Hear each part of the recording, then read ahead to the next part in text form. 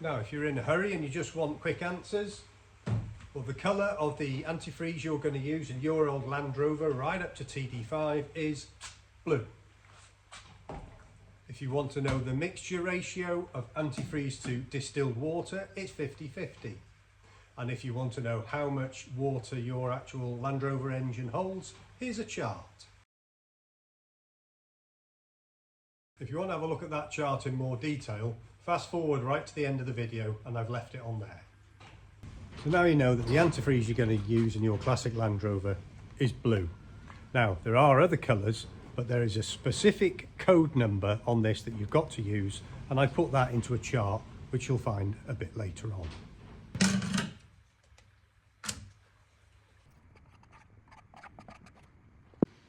So what's wrong with the red? Well, the red is a more modern product. It's got a higher specification and it can be changed at much longer intervals. Unfortunately, it eats copper, it eats brass, and it eats some types of rubber.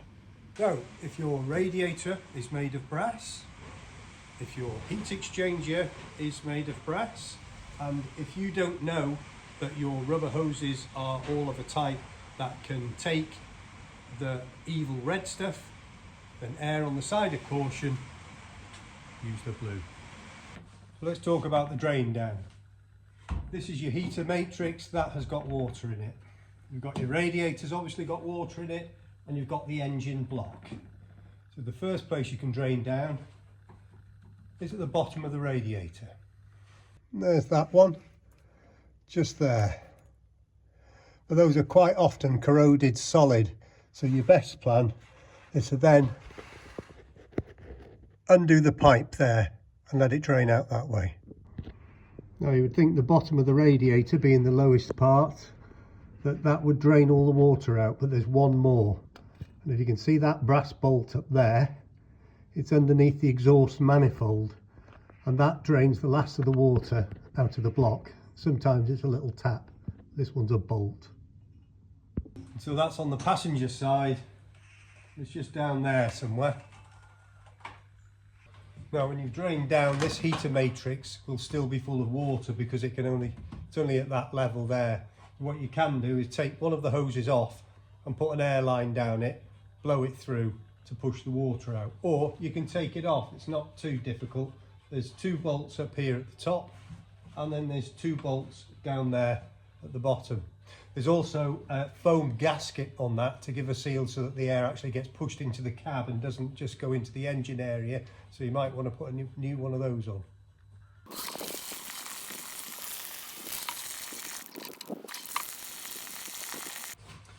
Now, if you're just doing a refresher of your coolant and you don't want to go to all that trouble, then it's a good idea to collect the water that comes out so that you know how much you're going to put back in, because the ratio of mix is 50-50, and you should be topping up with distilled water, especially if you're in a high calcium area for your water out of the tap. Now you can buy your antifreeze ready mixed, just like this. You'll need 2 of these and they'll cost you about £48, but the advantage here is that you can just pour it straight in. Or you can buy 5 litres of concentrate like this, and then buy 5 litres of distilled water and mix it yourself. Those two will cost you about £27. Now, I'm not recommending those products in any way, they're just for demonstration purposes.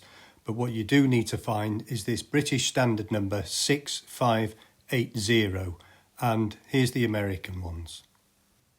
Also, check to see if it's nap free. This stuff is poisonous, very bad for aquatic life especially, so dispose of it carefully.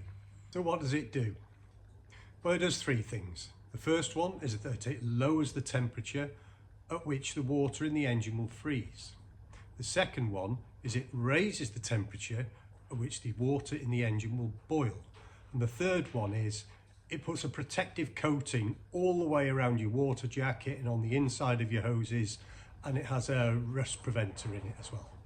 Now you mustn't ever mix these two together because they react and they turn into a thick gloopy gloop. So if you've got red in your engine and you don't want that, you want to change it to blue, you must give the engine a really good flush out first to make sure that the two of these don't mix. Now you can actually put too much of this stuff in and it stops working properly. Here in the UK the recommendation is 50-50, and that'll take you down to minus 37 degrees centigrade. If you're in a much colder climate than that, then you can increase it, but don't exceed 60%. Here's an important little piece of equipment, your radiator cap. Now, if that system's open with no radiator cap on it, there's no pressure. Water boils at 100 degrees C, at sea level with no pressure.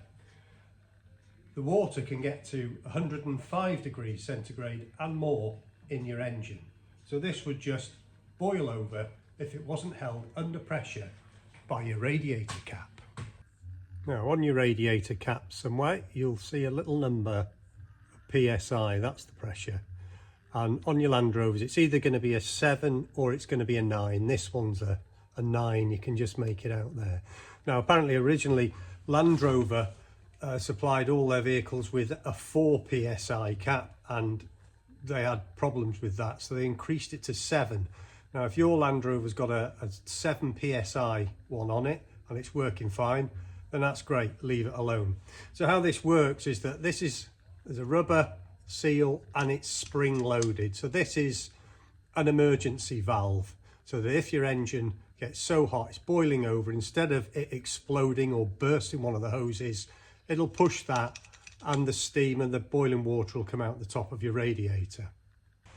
Well, this is a really cheap little part to replace. So if your spring's not working properly, or this rubber here has got any cracks in it, replace it, because the pressure will be coming past there and that will lower the pressure in the system, and therefore the water will boil at a lower temperature.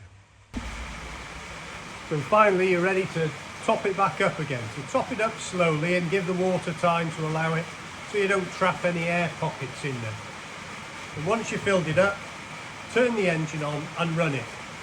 Run it until the thermostat opens. Now you'll know that the thermostat is open because you'll actually be able to see the water swirling around in the top of the radiator. Keep squishing the top hose and the bottom hose and you'll see that the air will start to move out of it. Top it up as necessary. And then the next couple of short journeys you do when you go out, once the engine's cooled down again, just have a check and see what the water level's at. You might have to top up a tiny little bit. Now you'll also want to check the inlet and outlet hoses into your heater matrix. They should both get hot. If one of them or both of them's cold, you've got an airlock. Now it's not like me to just stand about talking for an entire video without doing something practical, but there is a reason for that. I pulled a muscle in my back at last weekend and I spent the last 5 days laid out on the sofa. And today is the first day I've been able to get up and get about and do something. So whilst I've been lying there frustrated, I thought, well, maybe I could do this without injuring myself again. It's raining again. Anyway, thanks for all the comments you've sent me on that timing belt job. Hopefully the next time you see me, I'll be actually fixing that. So I'm heading back to my sofa now. Thanks for watching. See you next time.